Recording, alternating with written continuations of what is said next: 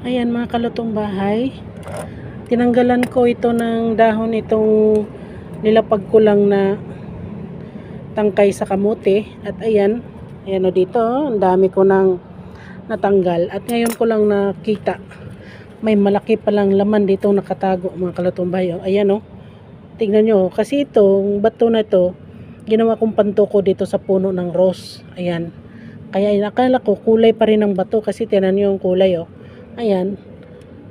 Tingnan mo yung rose ng puno. Pag tinanggal ka tong bato, bababa siya. Ayan, may nakatago na laking laman ng kamuti.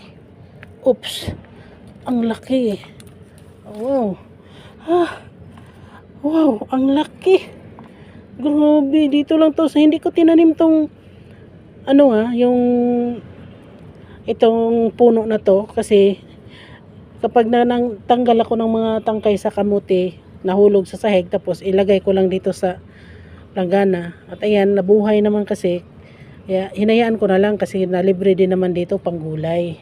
At di ko akalain mga kalutong bahay, ang laking laman. Oh, wow. Grabe, ang laki.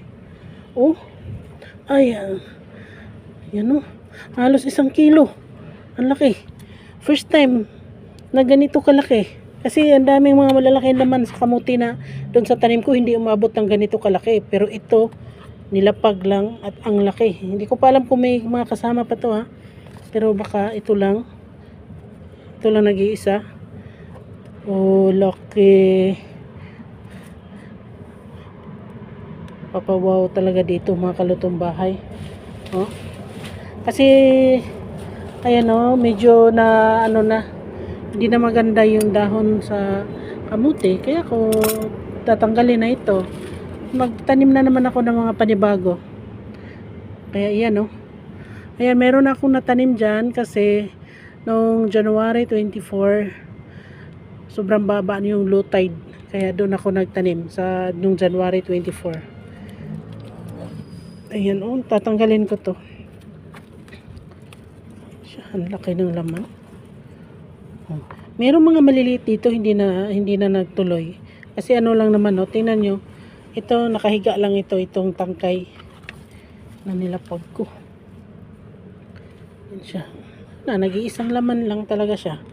Mga kalutong bahay. Pero grabe ang laki. Yan, hindi maubos sa isang tao to. 2 tao na pwede kumain yan o 3. Nakakamangha naman yan. Nako. Ayan kasi may nakatanim dito, may puno na malunggay